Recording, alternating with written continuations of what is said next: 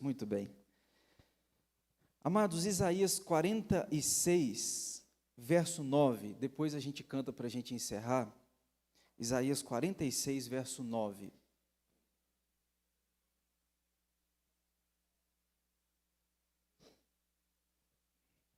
O texto diz assim, são palavras do Eterno: lembrai-vos das coisas passadas da antiguidade. Olha só que interessante, né? Deus não nos manda esquecer as coisas que passaram. Tudo aquilo que te aconteceu lá atrás, não é para você esquecer. Se foram traumas, você precisa de cura, mas você não precisa de esquecimento. Você entende? As tragédias que lhe ocorreram lá atrás devem ser sim lembradas. Agora, se elas causam dor, você não precisa apagá-las, você precisa ser curado para que, ao ser lembradas, elas não possam doer mais. Aí Deus diz para nós: lembrai-vos das coisas passadas da antiguidade, que eu sou Deus e não há outro. Eu sou Deus e não há outro semelhante a mim, que desde o princípio anuncio o que há de acontecer, e desde a antiguidade as coisas que ainda não sucederam. Que digo? O meu conselho permanecerá de pé, farei toda a minha vontade. Só Deus pode dizer isso. Farei toda a minha vontade. Usando esse texto para a gente introduzir o nosso assunto, irmãos, eu queria falar com vocês sobre essa temática, da gente olhar para trás, da gente lembrar o passado, para a gente viver um futuro glorioso. Eu queria dar alguns lances, algumas pinceladas da história, porque a história não está à deriva. A história não está solta ao acaso, como quem diz o seguinte: aconteceu por acontecer. Como que se não existisse, não houvesse alguém, um arquiteto, um planejador, alguém que conduz cada passo, cada centímetro da história, como se isso não fosse verdade. Isso é uma verdade. Portanto, a história não está aí jogada ao acaso, e a história também não é como os gregos diziam, que a história é cíclica. O que é uma história cíclica? É que aquilo que acontece hoje já aconteceu no passado, e aquilo que aconteceu no passado vai voltar a acontecer hoje. Então fica assim, ó. A história não é assim. Não mesmo. Pastor, então como que a história é? Eu poderia dizer para você que a história, ela é crescente. Ela é redentiva, ela tem um propósito. Deus, quando formou o homem, colocou este homem na terra, iniciou um projeto visível por nós, um projeto de redenção deste homem caído. Portanto, se você perceber, Deus, na plenitude dos tempos, envia Cristo, preparou todo o cenário para que Cristo pisasse a terra, e pisou. Deus, então, está preparando todo o cenário para que este Cristo que já pisou volte. Portanto, a história, ela está com um propósito, e o propósito vai se culminar quando o Senhor Jesus voltar pela segunda vez para buscar a sua noiva, a sua igreja. Então a história não está jogada, Deus conduz a história. Todo palco está sendo formado, montado, construído, para que o Senhor Jesus se manifeste com poder e glória. Pois é. A Bíblia diz, amados, que o Senhor Jesus, na plenitude dos tempos, pisou nesta terra. Deus havia preparado tudo. Os romanos criaram a estrada. Deus havia preparado todo o cenário para que o Senhor Jesus pisasse nesta terra. Para que ele, usando as palavras bíblicas, para que ele pudesse se tabernacular.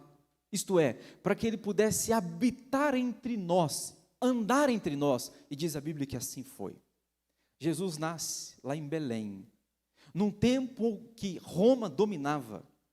Roma dominava todo o cenário político daquele tempo, e Jesus, por causa desse domínio de Roma, especialmente por um homem chamado de Herodes, você lembra bem que José e Maria têm que fugir para o Egito, devido à perseguição de Herodes. Diz a Bíblia que Jesus nasce na cidade de Belém. Quando ele nasce, a estrela mostra aos reis onde seria o seu nascimento. A história diz que os anjos celebraram o nascimento do nosso Salvador, e ele nasce. Como uma criança precisa de leite, precisa ser cuidado, amamentado, ele cresce. E diz a Bíblia que ele vive até os 30 anos, trabalhando como um carpinteiro. O que é interessante é que quando ele atinge a idade de 30 anos, ele encontra um homem, João Batista. João Batista o batiza, e diz a Bíblia que o próprio João Batista olha para Jesus e fala: eu não sou digno de desatar-lhe as sandálias dos pés.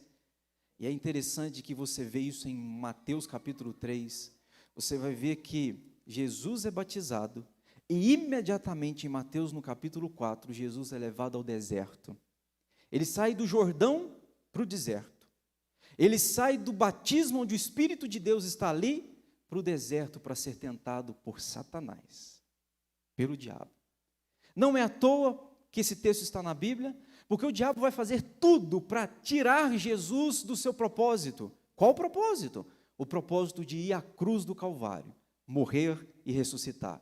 Isso para o diabo era cruel. Então tudo que ele poderia fazer, e fez tudo que poderia ser feito, para tentar tirar Jesus do alvo, do foco. Mas louvado seja Deus, que foi em vão. O Senhor Jesus caminhou para a cruz, como quem voluntariamente foi.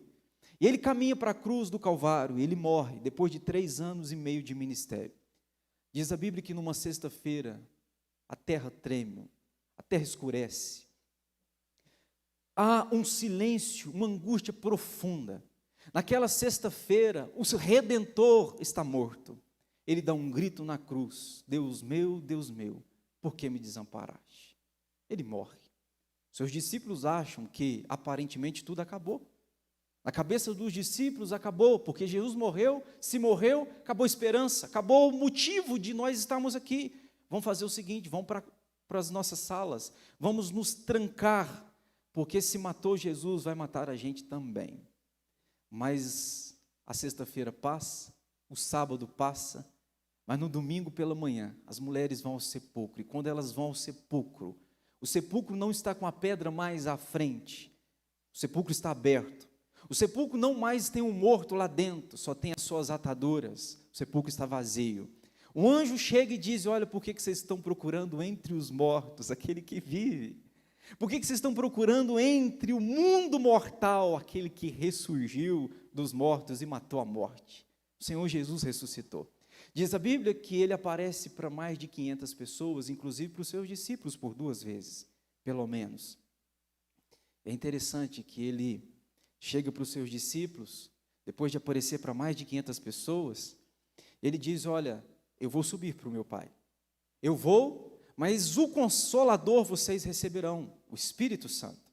E diz a Bíblia, isso está em Atos no capítulo 1, que os discípulos veem o Senhor Jesus subindo sobre as nuvens.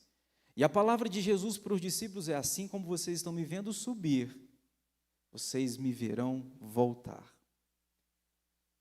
A promessa de que ao ir haveria um retorno, e nós aguardamos esse retorno.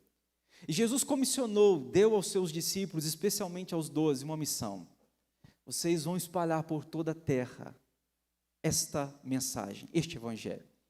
Vocês lembram bem que ao Jesus subir, os seus discípulos ficam, e aí você vai ver Pedro, e aí você vai ver Paulo sendo convertido, aí você vai ver Barnabé fazendo as viagens missionárias, e você vai vendo a igreja em Atos avançando. O que é lindo quando você percebe isso, que quanto mais a igreja crescia, quanto mais a igreja se fortalecia, mais as perseguições também cresciam e aumentavam. Você vê que nesse íntere, enquanto a igreja está avançando, no ano 64 no ano 54 assume o império um homem chamado de Nero. Nesse ínterim que a igreja está avançando, está acontecendo duas coisas: o avanço da igreja, mas também a perseguição. No ano 54, Nero, juntamente com a sua mãe, Agripina, dizem os historiadores que Agripina era louca, desvarada, uma mulher sanguinária, cruel. Esta mulher planeja, arquiteta para o seu filho pisar no trono, no império, e consegue. No ano 54 ele assume o governo. Aparentemente tudo parecia ir bem, até que no ano 64, Nero manda atear fogo em Roma. E é curioso, porque em Roma haviam 14 bairros. 7 dias e 6 noites, o império ardendo em chamas. E diz a Bíblia que as chamas cessam. Diz os historiadores que as chamas cessam. E de repente, dos 14 bairros, 7 não haviam pegado fogo. O que Nero faz? Já que esses 7 bairros que não pegaram fogo são povoados densamente por judeus e cristãos, vou fazer o seguinte: eu vou pôr a culpa do incêndio nos cristãos. Começa-se então, amados, uma perseguição cruel aos crentes. Cruel. Nós estamos no ano 64. Para você entender, Paulo vai morrer e Pedro no ano 68. Nero vai morrer no ano 68. Ele se suicidou. O caos estava estabelecido. Alguém escreveu que faltou madeira na terra para produzir cruz para os mortos, para os crentes que morriam. Os crentes morriam de todas as formas. Algumas vezes eram lançados nas arenas, ou para os leões famintos da Líbia devorarem, ou para os gladiadores fulminarem esses crentes. Por quê? Só porque eram cristãos. Começa assim uma perseguição cruel, até que no ano 68 Nero se suicida e se mata. O caos era tão grande no império que entre o ano 69, amados, o ano 69 foi um ano chamado o ano dos 4 imperadores: Galba, Oto, Vitélio e Vespasiano. 4 imperadores passaram no mesmo ano. Por quê? Porque o caos era tamanho que quem assumia, corria por causa da pressão. No ano 70, Tito entra, e no ano 70 acontece aquilo que Jesus havia profetizado em Mateus 24, que não ficaria pedra sobre pedra. Jerusalém invadida, o templo é destruído, os judeus são dispersos pelo mundo todo, só para você entender. Essa dispersão acontece no ano 70, e os israelitas só voltam para a sua nação agora, 1948, agora. Do ano 70 até agora viveram espalhados pelo mundo todo. Inclusive, você vê judeu aqui em Alto Caparaó. Aqui em Alto Caparaó tem judeu, israelita mesmo, aqui em Alto Caparaó. Você vê eles se espalhando pelo mundo todo, devido à dispersão do ano 70, que Jesus havia profetizado. Tito é o imperador. Tito vai viver naquele império até o ano 81. E no ano 81 assume Domiciano, o que os historiadores dizem que conseguiu ser pior do que Nero. Domiciano tinha papagaios, e ele ensaiava os papagaios palavras de adoração a si mesmo. E os papagaios tinham que repetir as seguintes palavras: Ave Domiciano, Deus na terra. Eram palavras de adoração a um homem, como se esse homem fosse Deus. A perseguição era cruel. A igreja segue avançando. Nós estamos, por exemplo, no ano 96, os apóstolos já tinham morrido, todos eles martirizados, exceto João, que está lá na ilha de Patmos, preso. Por que preso? Está preso exatamente pela perseguição. Levaram-no para lá, não é para ele ser bem tratado, levaram-no para lá porque Domiciano pensou: nós vamos matar o último dos apóstolos. Matando o último dos apóstolos, que é João, a gente está acabando com o evangelho. Pois é. O que ele não sabia é que ele estava dando uma oportunidade. Lá na ilha de Patmos, João olha para o céu, vê um Deus assentado no trono, coordenando a história. E Deus diz para João o seguinte: João, escreve estas coisas que devem acontecer. Eu sou o primeiro e o último, eu sou o alfa e o ômega. Estive morto, mas eis que estou vivo pelos séculos dos séculos. E João recebe o Apocalipse. O que é interessante, amados, é que nós chegamos no ano, por exemplo, a gente chega no ano de 155. lá na igreja de Esmirna, em Apocalipse, aquela igreja de Apocalipse de Esmirna, tinha um pastor. Esse pastor chamado de Policarpo, e eu amo essa história. Eu a ouvi a primeira vez, eu estava no seminário. Policarpo pastoreava essa igreja de Esmirna, 86 anos de vida. Chegaram para ele e disseram-lhe: Policarpo, nega Jesus, você vive. Mas se você confessar Cristo, nós vamos te colocar, atear fogo numa fogueira, numa praça, e você vai ser morto, sendo queimado vivo, para que todo o auditório veja. Para você, a única forma de você escapar é só negar Jesus. E diz a história que Policarpo caminha para este martírio. Quando ele chega, montaram a lenha. Antes de atear fogo, perguntaram-lhe novamente: nega Jesus, Policarpo. Nós somos de pastor assim, né? Nega Jesus, Policarpo, você vive? Ele diz assim: eu vivi 86 anos da minha vida e Cristo nenhum mal me fez. Como poderia eu negá-lo no último dia da minha vida? Diz os historiadores que atearam fogo na lenha. Enquanto a lenha aquecia para queimá-lo, ele começou a orar, dando graças a Deus pelo privilégio de morrer pelo Senhor. Ele morre, queimado, em praça pública. A história vai caminhando, e a gente chega no ano 161. Tem mais uma história linda, triste, mas linda. Uma mulher chamada de Felicidade.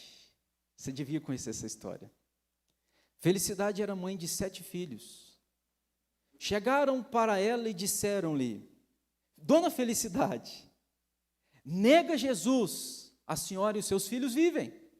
Nega Jesus, a senhora e os seus filhos vivem. Chamaram Públio, que era o prefeito da cidade, para tentar fazê-la com que ela negasse a Jesus, e ela disse assim: viva, eu te vencerei. Ela diz: mas se me matares, em minha própria morte, vencer-te-ei mais ainda. Para tentar fazer com que esta mulher negasse a Cristo, pegaram o primogênito, o filho dela primeiro, colocaram na frente dela e começaram a espancar o filho dela mais velho. Enquanto o filho estava sendo espancado, ela vendo aquilo dali, diziam-lhe: nega Jesus, e ela não negava Cristo. Seu primeiro filho morreu, espancado. Pegaram mais 2 de seus filhos e golpearam até a morte na sua frente. Nega Jesus. Ela disse: eu não nego a Jesus. Pegaram então mais 3 de seus filhos, decapitaram na sua frente, na frente dessa mulher. Nega Jesus. Ela diz: eu não nego. E a história diz que enquanto os seus últimos filhos estavam sendo decapitados, ela fez uma oração louvando a Deus pelo privilégio de ter tido filhos que morreram por amor a Cristo. Que história. A Dona Felicidade, que a gente vai encontrá-la no reino celestial, e os seus filhos. Chega no ano 249, Décio é um imperador. Ele procura fazer o mesmo que os seus antepassados. Homem cruel, continua perseguindo os crentes. Até que a gente chega, amados, e aqui tem um ponto importante que eu quero chamar a sua atenção. A gente chega no ano 313.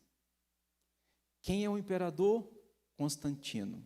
Aí aqui tem uma coisa que você vai entender o porquê da reforma. No ano 313, Constantino tem uma ideia. Já que os crentes estão sendo perseguidos, vamos fazer o seguinte: vamos unir igreja e o Estado. Vamos colocar essas duas forças juntas, porque acaba a perseguição. E de fato acabou. Se antes quando você dizia que você era crente, era sinônimo de morte, agora com Constantino, se você dissesse que era crente, você recebia aplausos, abria portas, o que se tornou um prejuízo para a igreja. Porque o imperador mandava na igreja mais do que os seus líderes eclesiásticos. E a igreja tinha paz. Não morriam mais crentes. Mas, por outro lado, a igreja começou a se perder. Até o ponto de chegar no ano 607, Bonifácio III recebeu o título de Papa. E você sabe bem que Papa significa pai. ele carrega esse título usurpando o papel do Espírito Santo, usurpando o papel do Deus Pai e usurpando o papel do Deus Filho, no sentido de ser um intercessor. Só o Senhor Jesus é. Ele aceita esse título de Papa e é então, historicamente, o primeiro Papa surgindo. Obviamente que eles consideram Pedro o primeiro e Bonifácio III o segundo. Aqui começa a igreja sendo desvirtuada. Só para você entender, amados, a oração pelos mortos começa a acontecer, a igreja agora começa a orar por gente que morreu. Ó, para você ver, até hoje essa prática existe. A igreja começa a usar o sinal da cruz, a igreja começa a usar as velas, tudo isso no decorrer dos anos. Ó, por que, pastor? Porque aliou Estado e igreja. O império mandava na igreja, não era mais Cristo o seu cabeça. Quer ver mais? Começa o uso de imagens dentro dos templos, missas, exaltação de Maria, começa então a ensinar o purgatório, a adoração à cruz, a água benta, a venda de indulgências. Quanto mais rico você fosse, mais você poderia ter direito à salvação. Pobre era, condenado seria. Mas se você tivesse grana, você tinha direito de comprar, assinado do Papa, um perdão total. Pode pecar à vontade, o Papa te dava uma bula, um atestado de que seus pecados estão perdoados. Então vive a sua vida. Seu dinheiro mandava, seu dinheiro mandava. Começa a adoração a imagens, a Bíblia começa a ser proibida a leigos, começa a ser proibida a sua leitura, e você vai perceber então, amados, que a igreja começa a se desviar, ao ponto de passarem quase 1000 anos, para a gente entrar no período da Renascença. O período da Renascença foi interessantíssimo. Esse período está no século XIV e século XV, 1400, 1500. Nesse período, Deus, lembra que eu disse a vocês, na plenitude do tempo, Deus enviou Jesus? Pois é, Deus agora está preparando o mundo para receber uma reforma. Deus está preparando o mundo. Gutenberg vai criar a imprensa, 1430, permitindo a Bíblia ser impressa em alto escalão, permitindo com que jornais passem para as notícias serem divulgadas. Deus já está levantando homens para preparar o palco para a reforma protestante acontecer. E sabe o que é o interessante? É que nesse ínterim tem 3 homens pelo menos importantes que Deus está levantando em diferentes lugares. Por exemplo, dessa década, desse século, 14 e 15. Deus está levantando lá na Inglaterra um homem chamado de John Wycliffe, culto, inteligentíssimo, mas era professor da Universidade de Oxford, mas que converteu-se, conheceu a Cristo. Então disseram-lhe: se você continuar servindo a este Deus, a este Cristo, nós vamos te matar. E ele disse: podem me matar. E os historiadores dizem que pegaram John Wycliffe e queimaram em praça pública.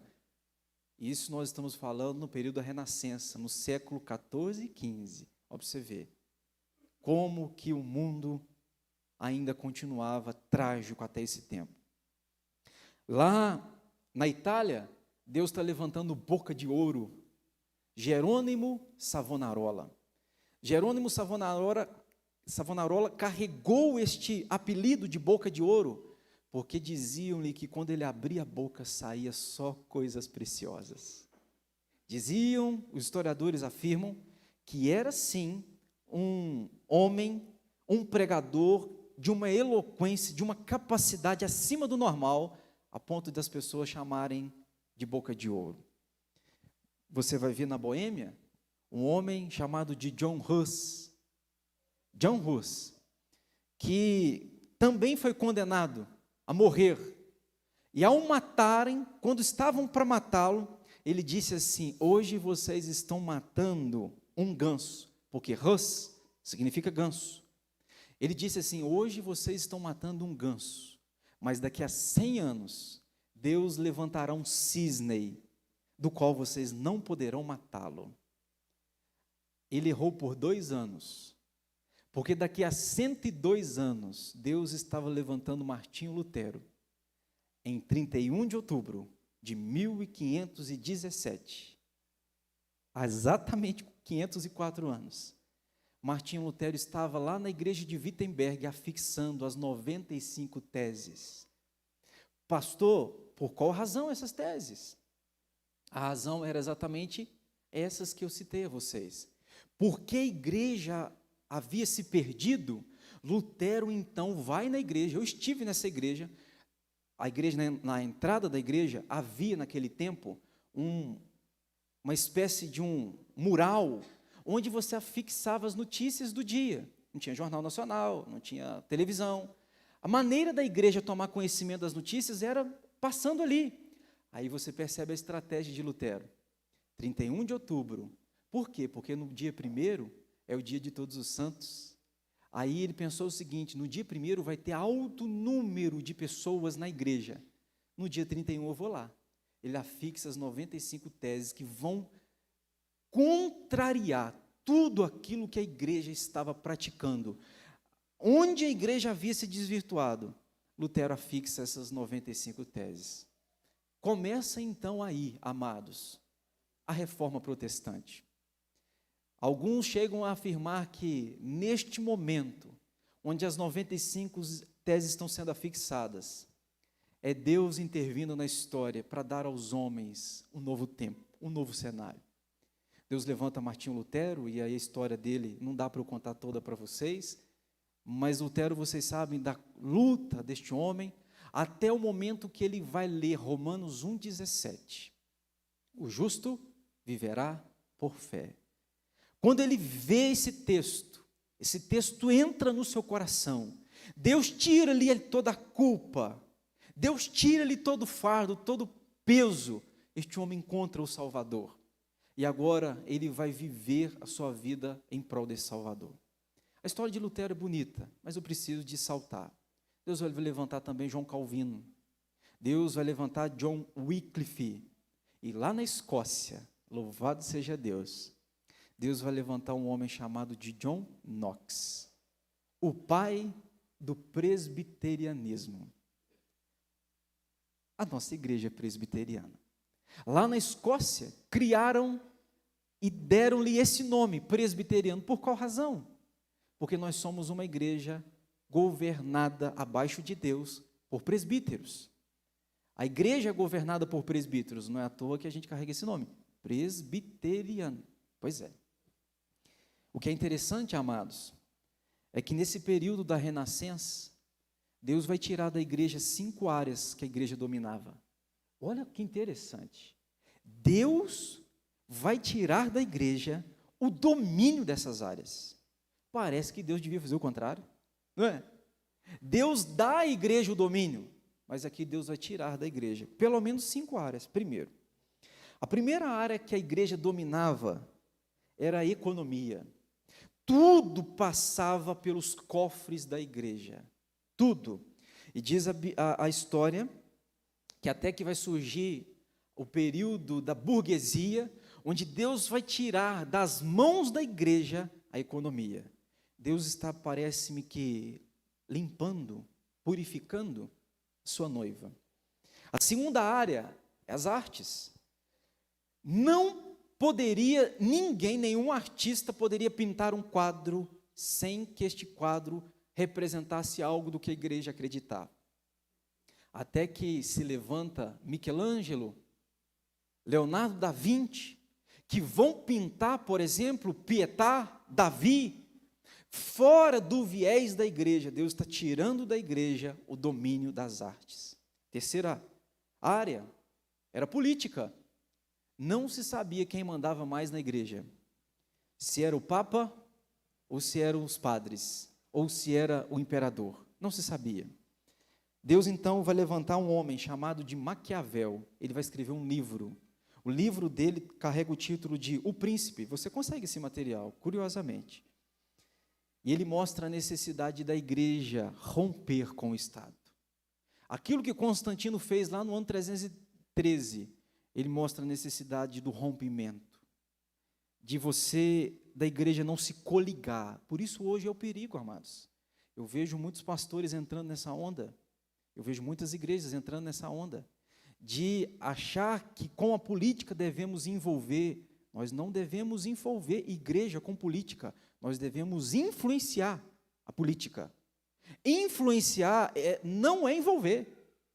Tem muitos púlpitos sendo utilizados para campanha. Isso é um caos.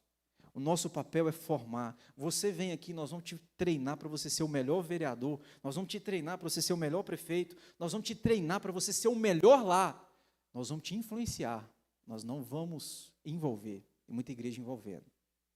Foi tragédia. Por isso que eu disse, a gente olha para trás, para a gente não cometer os mesmos erros. Eu olho para trás, porque lá atrás aconteceu isso, eu não vou repetir a mesma coisa. Tem muita gente, porque não conhece a história, repete os mesmos erros. Quarta área que Deus vai tirar da igreja é a ciência. A quarta área. Até então acreditava que o mundo era geocêntrico. A história é engraçada aqui, presta atenção. Acreditavam-se que o mundo era geocêntrico. Isto é, o mundo gira em torno da Terra. Eles acreditavam nisso. Até que vai surgir um homem chamado de Nicolau Copérnico. Ele vai descobrir, na tese dele, que o mundo não era geocêntrico, mas o mundo era heliocêntrico. O mundo girando em torno do Sol.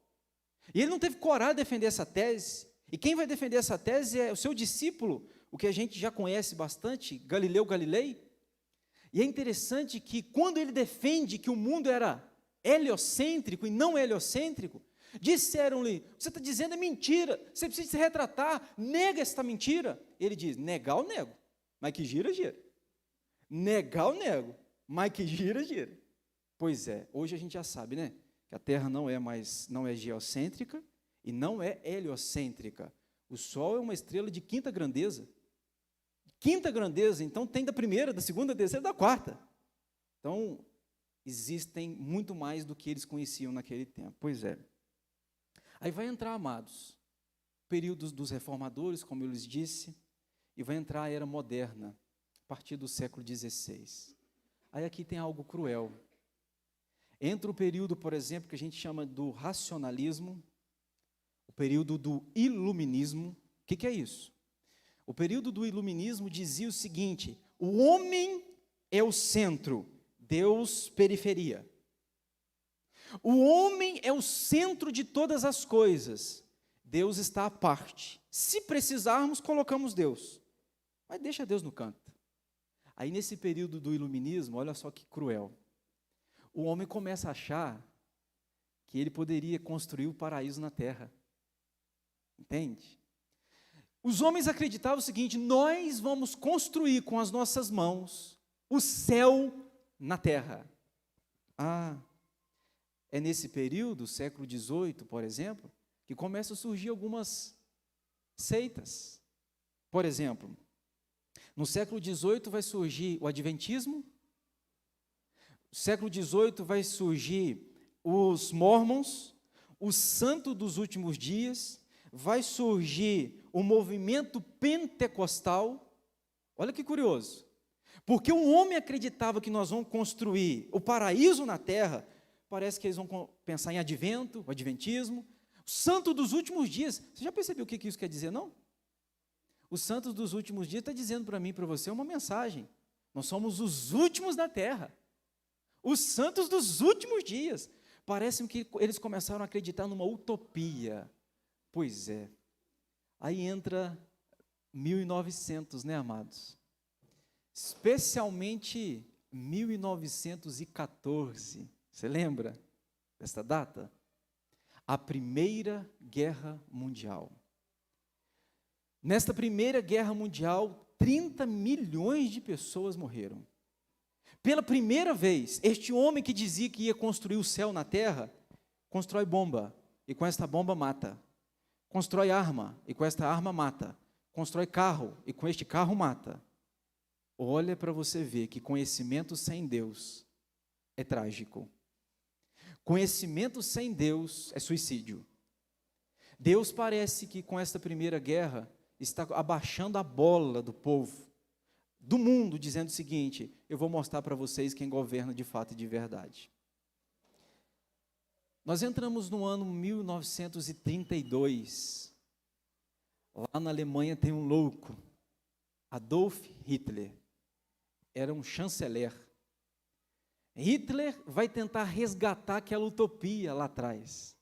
Ele vai dizer: não, gente, a gente pode sim construir um paraíso na terra. A gente só precisa de eliminar as rastas. A gente precisa purificar o povo. E o povo acreditou. Diz que para todo doido existe outro doido para querer nesse doido. Você entendeu o que eu falei? Para todo doido existe um doido para acreditar nesse doido. Por isso que existem doidos. Hitler tinha um império nas mãos.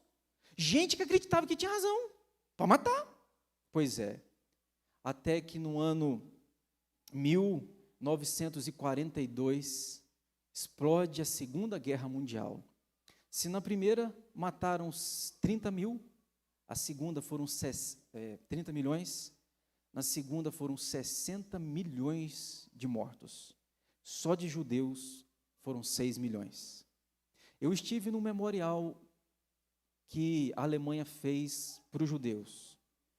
Tinha 6 milhões de nomes naquele memorial, espalhados. Todo morto teve o seu nome ali para ser lembrado. 1945, o Japão manda 2 bombas, 2 cidades, Hiroshima e Nagasaki. O caos estava instalado, mas entendendo que tinham perdido a guerra, se renderam. A Segunda Guerra termina. E sabe o que é o interessante, amados? Entramos na década de 50, onde muitos de vocês já estavam vivos. Na década de 50, acontece uma euforia. Pela primeira vez, as famílias agora vão passar a ter coisas. Geladeira. As famílias vão passar a ter televisão. As famílias vão passar a ter carro. Os jovens vão passar a ter motoca. Olha para você ver o que está acontecendo no mundo. Numa década de 60, surge um grupo chamado de The Beatles, os Beatles.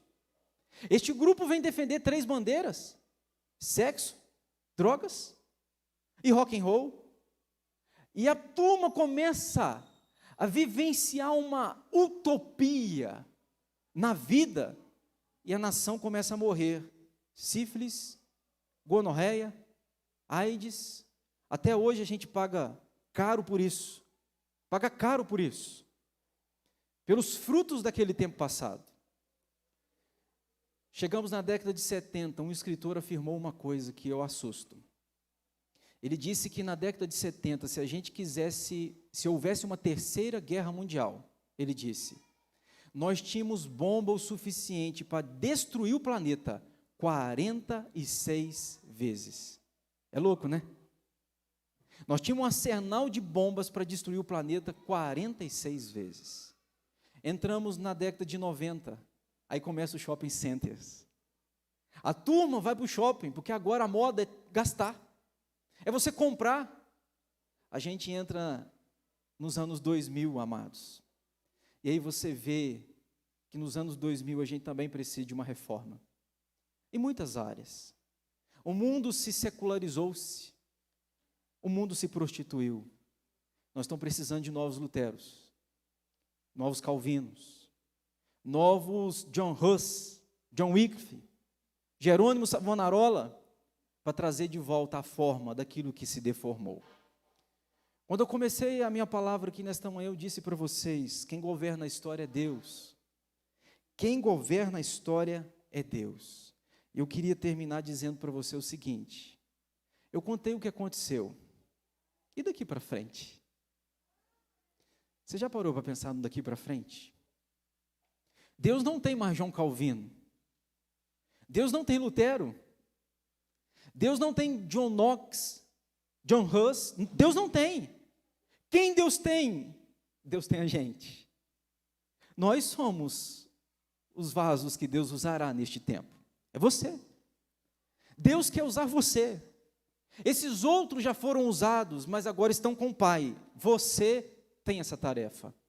Amados, 504 anos da reforma, mas eu queria que não fosse apenas uma lembrança. Que esta igreja pudesse continuar reformando, sabe?